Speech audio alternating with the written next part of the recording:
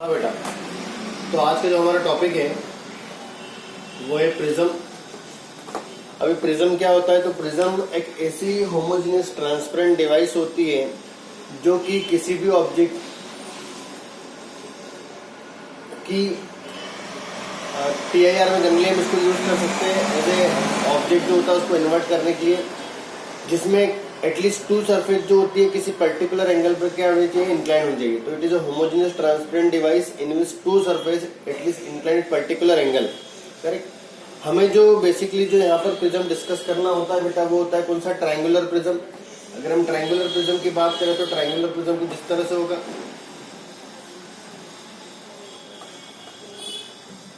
ये हमारा triangular prism होता है, ठीक है।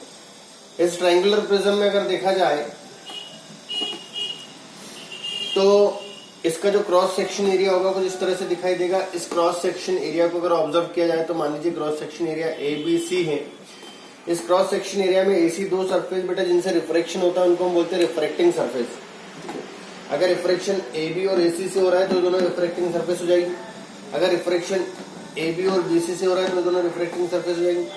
अगर रिफ्रैक्शन BC और AC से हो रहा है तो दोनों रिफ्रैक्टिंग सरफेस हो जाएगी। डिपेंड करता है रिफ्रैक्शन किन दो सरफेस से हो रहा है। तो जिन दो सरफेस से रिफ्रैक्शन होता है बेटा उनको हम क्या बोलते हैं? Refracting surface. तो मेरे जितने भी क्वेश्चंस होंगे, मैं जितने भी डेरिवेशन करवाऊंगा उनमें AB और AC से रिफ्रैक्शन करवाऊंगा, इसलिए दोनों रिफ्रैक्टिंग सरफेस होगी। दो रिफ्रैक्टिंग सरफेस जिस एंगल पर इंक्लाइंड होती है उसको हम बोलते हैं एंगल ऑफ प्रिज्म। तो ये जो A होगा हमारा वो एंगल ऑफ प्रिज्म होगा, और एंगल ऑफ प्रिज्म के अपोजिट वाली जो साइड होती है उसको हम बोलते हैं बेस ऑफ प्रिज्म। तो ये क्या हो जाएगा बेटा? हमारे पास बेस हो जाएगा। करेक्ट। तो AB and AC are refracting surface, A is angle of prism and BC is the base of the prism. Correct. अब यहां पर हमें जो डिस्कस करना होता है रिफ्रैक्शन डिस्कस करना होता है। तो प्रिज्म, अब रिफ्रैक्शन किस तरह से होगा देखें। मान लीजिए कि मेरे पास यहां पर ये ABC एक प्रिज्म हुआ, करेक्ट। एक रे ऑफ लाइट है जो प्रिज्म पर इंसिडेंट होती है, इस रे ऑफ लाइट को हम PQ बोलते हैं। तो PQ is the incident ray. यहाँ पर मैंने नॉर्मल बनाया, now ray of light coming from rare to denser. तो इसको एक्चुअली जाना ऐसे चाहिए था, but due to change in medium it is moving from rare to denser. तो bend towards the normal, normal की तरफ बेंड हो जाएगी इस तरह से। अब अगर मैं यहाँ से एक और नॉर्मल ड्रॉ कर देता हूँ, now it is going from denser to rare. तो जाना ऐसे चाहिए था, but due to change in medium it bends away from the normal, normal से अवे बेंड हो जाएगी। इंसिडेंट रे नॉर्मल से जो एंगल बनाती है it is called angle of incidence. Refracted रे जो एंगल बनाएंगे एंगल ऑफ रिफ्रैक्शन। ये हो गया मेरे पास एंगल ऑफ रिफ्रैक्शन, और ये हो जाएगा मेरे पास एंगल ऑफ इमर्जेंस। करेक्ट। अगर हम इंसिडेंट रे को आगे बढ़ाते हैं, इमर्जेंट रे को पीछे बढ़ाते हैं, तो this is called deviation produce by the light. Light ने कितना डेविएशन प्रोड्यूस किया, लाइट अपने एक्चुअल पाथ से कितना ज्यादा डेविएट हो चुकी है, ठीक है। तो ये क्या हो गया बेटा मेरे पास यहाँ पर रिफ्रैक्शन थ्रू प्रिज्म। किस तरह से हमें प्रिज्म से रिफ्रैक्शन करना होता है वो हमने डिस्कस किया है यहाँ पर। अभी यहाँ पर छोटी छोटी चीजें होती है जो हमें डिस्कस करना होगी, जैसे for example refraction formula of prism क्या होता है, हमें रिफ्रैक्शन फार्मूला डिस्कस करना होगा। रिफ्रैक्शन फार्मूला के बाद हमें यहाँ पर मिनिमम डेविएशन डिस्कस करना होगा, ठीक है। तो अगर सबसे पहले हम मिनिमम डेविएशन की बात करते हैं कि बेटा मिनिमम डेविएशन क्या होता है, तो डेविएशन हम ऑलरेडी डिस्कस कर चुके हैं। It is the angle between extended incident ray और एक्सटेंडेड इमर्जेंट रे के बीच का जो एंगल होता है उसको हम क्या बोलते हैं बेटा? Angle of deviation. अब मिनिमम डेविएशन क्या होता है? तो प्रैक्टिकल ऑब्जर्वेशन है। अगर एक ग्राफ बनाया जाए किसके बीच में? डेविएशन के बीच में और एंगल ऑफ इंसिडेंस के बीच में, तो ये ऑब्जर्व किया गया कि जैसे जैसे हम एंगल ऑफ इंसिडेंस बढ़ाते हैं, जैसे जैसे एंगल ऑफ इंसिडेंस क्या करते हैं हम बढ़ाते हैं, उस केस में डेविएशन भी क्या होता है बेटा? कम होने लगता है। किसी पर्टिकुलर एंगल ऑफ इंसिडेंस पर डेविएशन मिनिमम होता है, देन फिर से एंगल ऑफ इंसिडेंस बढ़ाने पर वो क्या होने लगता है बेटा? इंक्रीज होने लगता है। इस तरह से कुछ ग्राफ फॉलो होता है। पहले एंगल ऑफ इंसिडेंस जो होता है इंक्रीज करने पर डेविएशन डिक्रीज हो रहा है। किसी पर्टिकुलर वैल्यू पर डेविएशन की जो वैल्यू आती है बेटा क्या होती है? मिनिमम होती है, जिसको डेल्टा टाइम बोलते हैं। उसके बाद एंगल ऑफ इंसिडेंस इंक्रीज करने पर वापस से इंक्रीज होने लगता है। तो वह वैल्यू जिस पर डेविएशन मिनिमम था उसको हम क्या बोलते हैं? Minimum deviation. बाकी हर एक डेविएशन पर एंगल ऑफ इंसिडेंस की हमें दो वैल्यू मिलती है। फर्स्ट वैल्यू को हम एंगल ऑफ इंसिडेंस बोलते हैं और सेकंड वैल्यू को हम एंगल ऑफ इमर्जेंस बोलते हैं। बट मिनिमम डेविएशन वह वैल्यू होती है जिसमें एंगल ऑफ इंसिडेंस और एंगल ऑफ मिनिमम डेविएशन क्या हो जाते हैं बेटा? इक्वल हो जाते हैं, ठीक है। तो ये क्या हो गया मेरे पास? Angle of minimum deviation. तो फर्स्ट प्रॉपर्टी तो यही होगी कि एंगल ऑफ मिनिमम डेविएशन पर आई और ई आपस में इक्वल होते हैं। एंगल ऑफ मिनिमम डेविएशन अगर आई और ई आपस में इक्वल है, ठीक है, तो according to Snell's law I और ई तो आपस में इक्वल है, तो according to Snell's law R1 और R2 भी क्या हो जाएंगे बेटा, आपस में इक्वल हो जाएंगे, ठीक है। तीसरी प्रॉपर्टी ये हो जाती है कि जो इंसिडेंट रे होती है और जो इमरजेंट रे होती है वो सरफेस से इक्वल एंगल पर इंक्लाइन होती है। मतलब ये एंगल थीटा हुआ तो ये एंगल भी कितना होगा, थीटा। बट ये कब वैलिड होगा बेटा, जब हम मिनिमम डेविएशन की बात करेंगे, अदरवाइज किसी डेविएशन पे वैलिड होने वाला नहीं है। It is valid only for minimum deviation, correct. चलिए, अब ये तो पढ़ लिया हमने मिनिमम डेविएशन का केस। अब हमें पढ़ना है यहाँ पर refraction formula of prism. Prism का रिफ्रैक्शन फॉर्मूला क्या होता है उसके बारे में डिस्कस करना है। तो हम यहाँ पर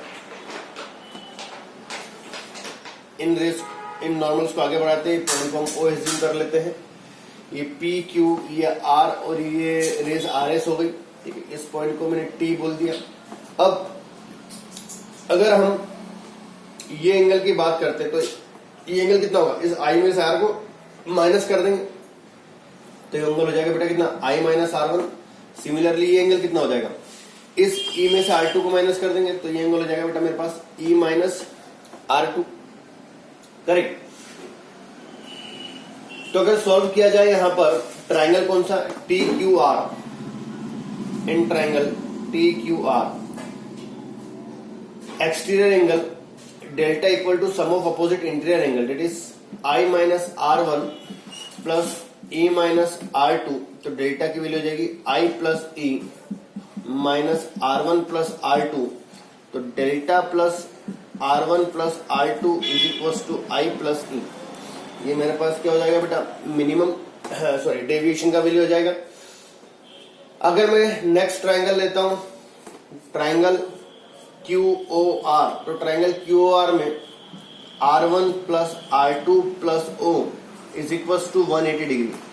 are one plus R two plus O कितना हो जाएगा बेटा, 180 डिग्री हो जाएगा। सिमिलरली अगर मैं क्वाड्रिलेटरल लेता हूं कौन सा बेटा, ए क्यू ओ आर, तो ए क्यू ओ आर में angle O, angle A plus R one plus R two equal to 360 degree, sorry A plus O ये 90 डिग्री, 90 प्लस 90 यहां पर ये आएगा 90 plus 90 is equal to 360 degree.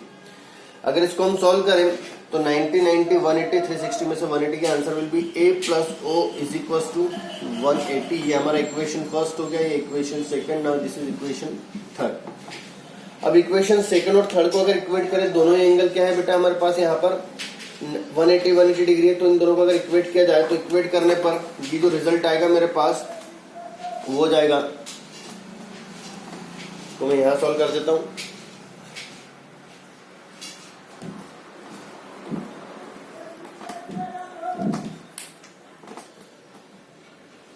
R1 plus R2 plus O is equal to A plus O से O गया तो A will be R1 plus R2। इसकी मैं इक्वेशन 1 में वैल्यू पुट कर देता हूं, तो delta plus R1 plus R2 is A is equal to I plus E।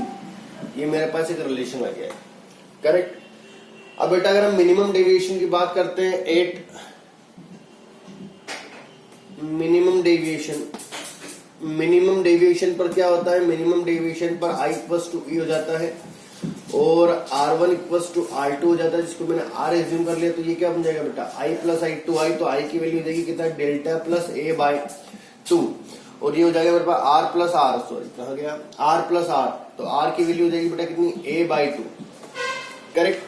अब अगर हम स्नेल्स लॉ यहां पर अप्लाई करते हैं तो अकॉर्डिंग टू स्नेल्स लॉ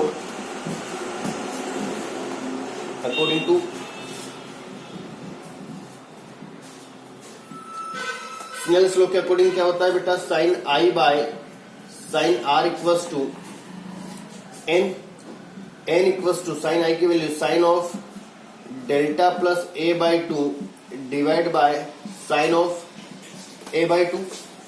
तो मेरे पास यहाँ पर रिफ्रैक्शन फॉर्मूला क्रिएट होगा फॉर प्रिज्म। अब अगर हम ऐसा एज्यूम कर लेते हैं, डेविएशन तो ऑलरेडी मिनिमम है, अगर एंगल ऑफ प्रिज्म भी छोटा होता है, लेस देन 10 डिग्री 7 डिग्री अगर ऐसा होता है, तो उस केस में साइन थीटा थीटा में कन्वर्ट हो जाता है। इफ a इज स्मॉल, अगर a स्मॉल होगा तो उसका केस में क्या हो जाएगा बेटा, साइन थीटा थीटा में कन्वर्ट हो जाएगा, वो साइन थीटा अगेन थीटा में कन्वर्ट हो जाएगा। तो सॉल्व करने पे जो वैल्यू आएगी n is equal to delta plus a by a, correct.